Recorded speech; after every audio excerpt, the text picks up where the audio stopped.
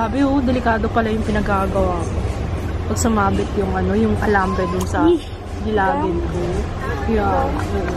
Mga kalukuhan ko talaga ng bata.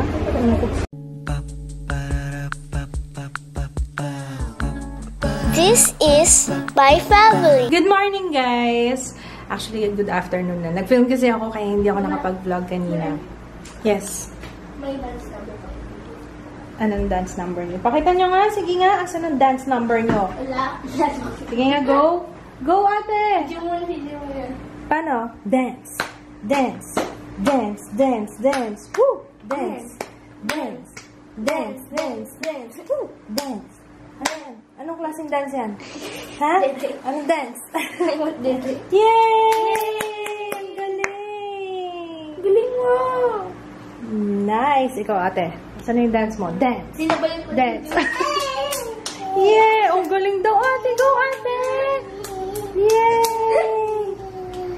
Yay! Ate, go, ate! Punta kami sa Robinsons. Maghahanap ako ng yung planks na sinasabit. Hindi siya sinasabit. Plywood. Yung hanging planks. Planks tawag dun.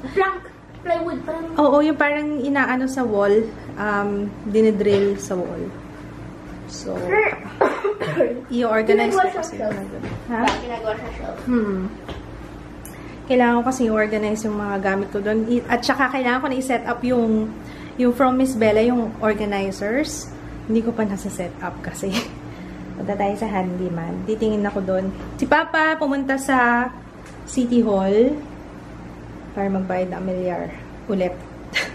Kasi kailangan ihabol. 20% kasi yung discount kapag yung pag ganitong umpisa ng taon. Bawal maingay dito. Ang ingay mo.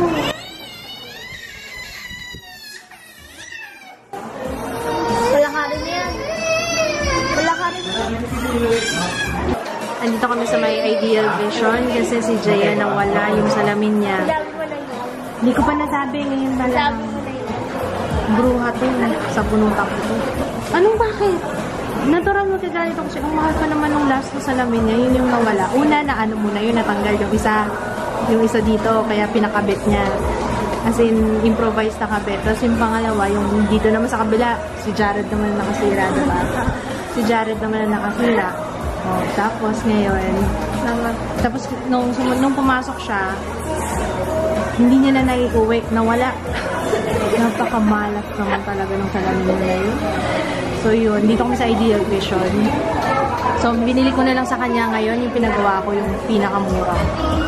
That's what you get, girl. Ikaw ha. Ayoko nga sanang bilhan na ng salamin ba? Sabihin mo, bala ka na. Hindi na, bala ka na dyan. Huwag ka na magsalamin. Burara eh. Hindi na. Burara. Mahal ka. Oo, pero hindi na kita bibilan na ng Next. Lagi na ako mag-iisip kung kasi lagi mong ginawala. Dapat din yun. Oo. Hindi naman. Yung mga luma mo, nandun pa sa bahay. Pero, itong last lang yung nawala mo. Sira yung black. Alam nyo kasi kung anong ginagawa niya. Natutulog siya, may salamin. Tapos, kung saan niya iniiwan yung salamin niya. Yan ang mapala na. Hindi ko lang talaga matiis to eh. Kung ako lang, hindi ko na pagagawa ng salamin ko talaga. Bahala ka dyan. Dito kami sa food court.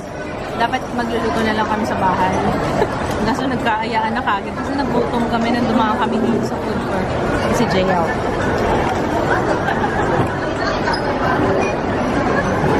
Wow, sarap. Nagutom na to isa. Oh, wait lang. Sama, ano gusto ni Tutoy? Here.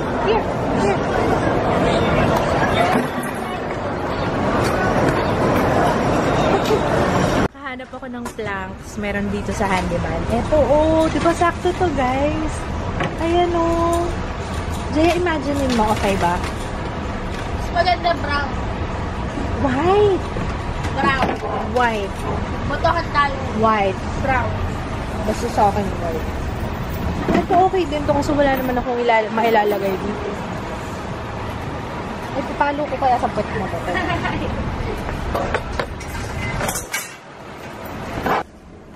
Ganito yung hinahanap namin dati nung gumagawa kami ng retainer. Gumagawa kami ng brace namin. Ayun yung ganyan, no? Hindi, makapal to eh. Dapat ito yung manipis. Alam mo ba, Jaya, nung bata ako, gumagawa ko ng retainer. No? Retainer. Ay, ito! So, ganitong size. Eh, hindi, maano to, makapal to eh. Pero na akong ginagamit yung manipis talaga. 2 yata ako nun. Sabi nakaklase kong naka-retainer. Sabi niya, hindi naman yan retainer, hindi naman yan brace eh. Sabi ko, retainer yan. Tapos tingin ko nga yung base. Basta! Tapos, kasi syempre parang naka-hook lang siya. Pero grabe delikado pala yung pinagagawa ko. Pag sumabit yung yung alambre dun sa gilagin ko. Yeah. Mga kalukuhan ko talaga ng bata. It's so sad. Wala silang stock. Isa lang siya. Anin pa naman sa mga ko. Ito kaya. Pero na siyang Dito, bracket na kasama. Kasi ito, biblia mo pa. Ito yung nasa ilalim. Yun. Ayaw ko nga Mag-set ko siya. Pangol. Tapos pwede na lang spray paint. Pwede mo ito siyang baptisan na lang. So, white paint. O pwede po, spray paint na white. Dito yan, sa kamay mo. Sasang kita. Wag naman.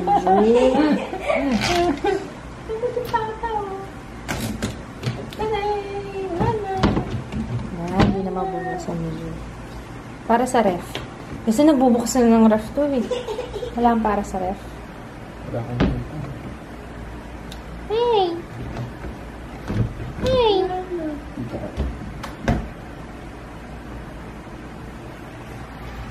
Wala no, Joe. Hindi mo na ma-open.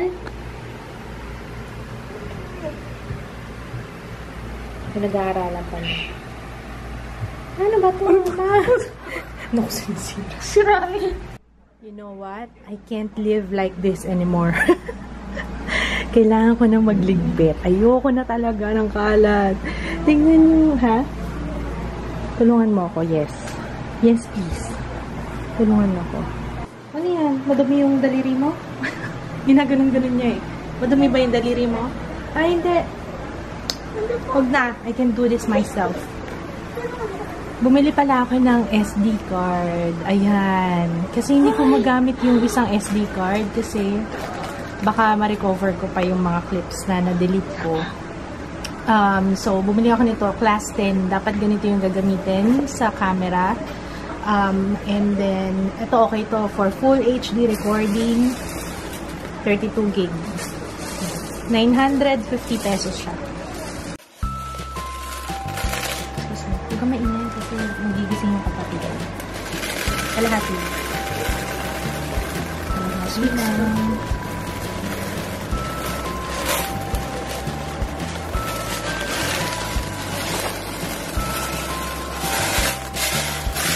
Tapos ang lalagyan natin dito. Mga brushes. Asya yun dyan. Ay, magaganda. Same color daw. Yung same color ng brushes. Parang kulang. Kulang sa beads. Same color. Same ba yan? Pink? Same color ng brushes.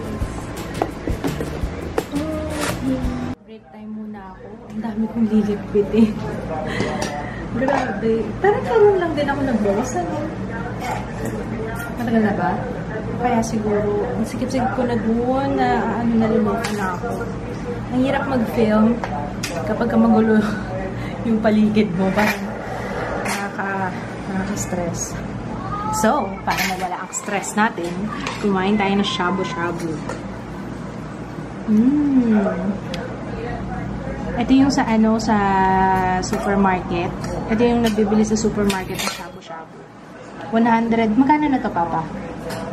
125, pinakamalaki. 120. Ito 125 to. 125 pesos. Kasi noodles. And then yung leftover namin ng isang araw na chicken. Buhay pa. Buhay pa eh. Ay, di ba meron atsara? Anong atsara? medyo tulog. Kaya, kain muna kami. Yay! I'm so happy na tapos na. Mukha pa rin siyang makalat, guys, ha? Kasi may mga gamit pa ako dun sa baba, eh. Pero at least naayos ko na to, nailagay ko na dyan. Tapos to follow na lang yung shelves na ilalagay namin dito. Kasi kailangan pang i-spray paint ni Papa. Pero at least nalagay ko na yung mga brushes dun sa bagong lalagyan, tsaka dito. Yay! Woo! Woo! Pag natapos na yung dito sa shelves, saka ako hindi room tour eh. Siguro makeup collection na lang, hindi room tour kasi ang bahay namin isang buong room na siya. Tinry ko tong Revitalift na Magic Blur pero hindi ko alam kung gagamitin siya as primer. Ginamit ko siyang night cream.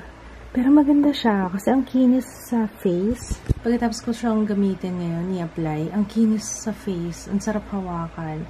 Kasi ang problema ko ngayon, yung parang may buwang araw yung face ko. Yun yung effect nung nag-beach kami. Nung naarawan ako. Maganda sana yung St. Ives na moisturizer. Kaso naiwan ko kay Ate Joyce. Ay, hindi pala naiwan. Binigay ko kay Ate Joyce. Ayun. Kaso hindi rin niya nagustuhan eh. Kaya nga, sayang, sana kinuha ko na lang ulit. Ayun, sana okay to. Let me know sa mga nakatry nito kung okay lang ba na ginamit ko siya as night cream. Ayun, anyway, sorry pala guys sa hanash ko sa Facebook ha. Kasi nag-vent out ako kanina kasi meron kasi ako kaya yung hormones ko. Sorry. Usually, kapag merong mga comments na hindi maganda, hindi ko tinatapos minsan basahin kasi alam kong mababatrip lang ako, tsaka usually hindi ko sinasagot yun. Kaso hindi ko lang talaga mapigilan kagabi, kaya, ayun. Sorry, alam kong ayaw nyo ng ganun kasi gusto nyo laging good vibes lang tayo, positive vibes, kaso, may mga times lang na gano'n. Pagpasensyahan nyo na po. Pero, ayun lang. Good night. See you tomorrow, guys. Try kong mag-edit before matulog ngayon. Pero parang inaantok na ako. Ay, by the way, nilagay ko pala yung pangalan ko doon. Hindi ko alam kung napakita ko kanina. Pero tontuwa ako sa ayos ko ngayon dito. Ayan, para abot ko na lahat ng mga kailangan ko. Ayun, mag-aano na lang siguro ako. Papakita ko na lang. Lobat na tong camera. Anyway, good night guys. See you tomorrow. Bye! Good night!